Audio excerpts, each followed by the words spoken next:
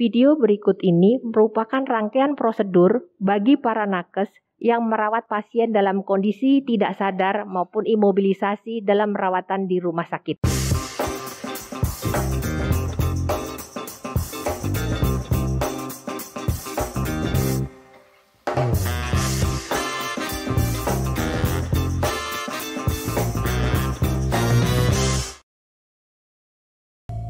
Pada waktu pasien masuk ke dalam setting emergensi atau ke IGD, usahakan pasien dilakukan posisi proning atau tengkurap lebih awal. Pasien dimintakan dalam kondisi rileks, kemudian memposisikan diri untuk tengkurap. Awalnya kita mintakan untuk mengambil bantal, silakan bantalnya diambil, lalu ditaruh di atas perut, geser badannya ke samping, tekuk kakinya, kemudian lutut ditekuk dan rolling ke arah kita, diposisikan, lalu kembali diposisikan ke arah tengah. Bantal diletakkan di pinggul, kemudian pasien tengkurap secara rileks.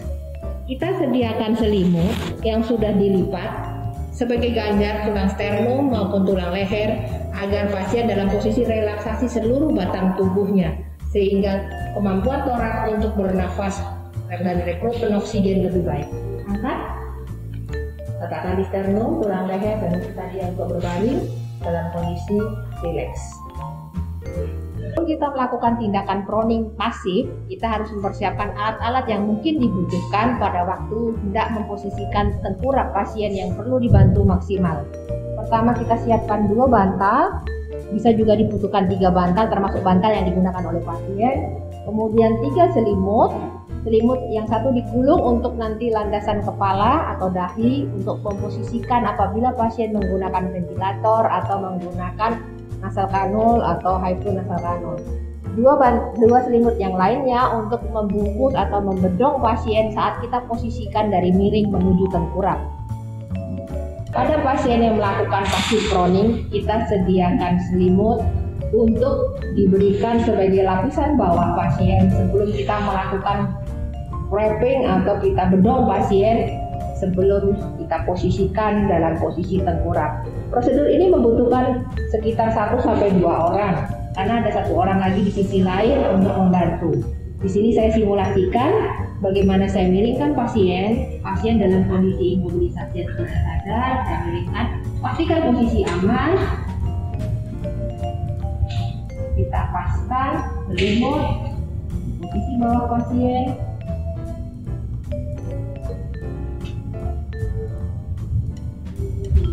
lalu kita kembalikan dengan posisi aman untuk rotasi.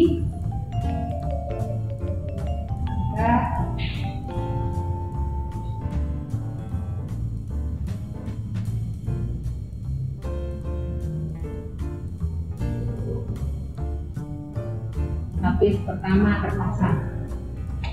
Kemudian kita letakkan 2 bantal, 1 di sisi panggul, diafragma ada di atasnya, 2 diletakkan di sisi sternum. Ini untuk membantu positioning apabila pasien menggunakan banyak selang, right ventilator, dan lain-lain. Tangan pasien yang menggunakan infus bisa dikeluarkan dan diamankan.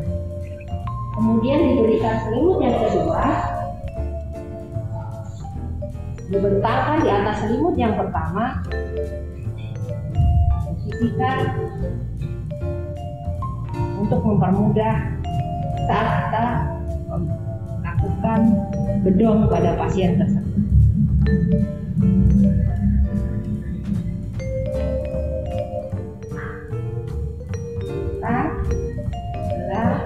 Pastikan bantal di posisi,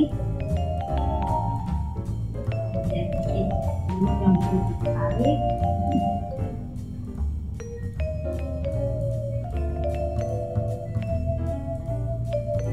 pastikan line, pastikan monitor apakah terjadi sesuatu, karena tindakan proning bukan tidak ada masalah, banyak sekali faktor hemodinamik yang mengganggu.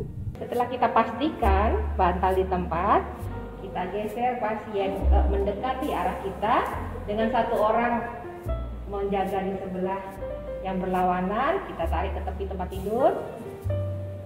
Jangan lupa saat menarik kita harus menjaga otot dari yang petugas yang menarik agar menggunakan kekuatan badan, tidak menggunakan kekuatan bahu.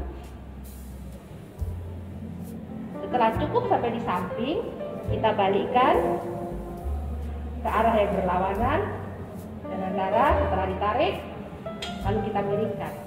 Pastikan bantal ada di tempatnya, lalu kita miringkan.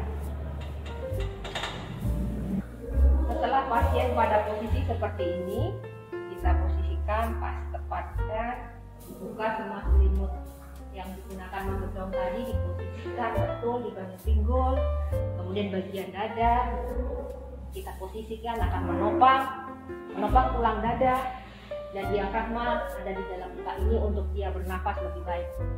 Untuk posisi leher dan kepala kita siapkan yang tadi sudah kita ada selimut yang sudah digulung, kita posisikan untuk menopang.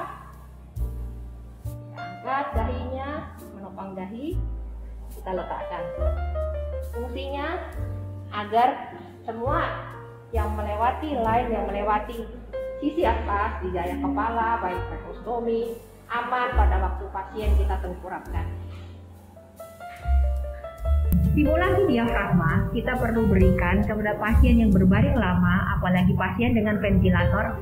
Pasien tersebut sering tidak mempunyai kendali akan diafragmanya karena dibantu 100% oleh ventilator atau sebagian besar disokong oleh ventilator. Sehingga tangan saya akan saya letakkan pada posisi diafragma, kita letakkan di iga terakhir dalam posisi seperti mendekat.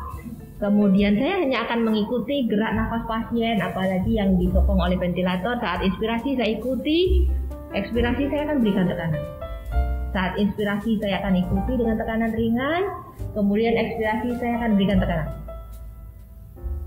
Demikian bisa dikerjakan terus sampai dengan 5 kali atau 10 kali.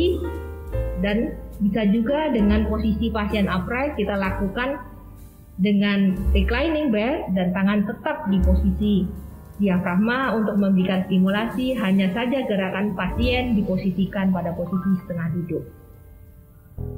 Nafas kita ikuti, buang nafas kita tekan.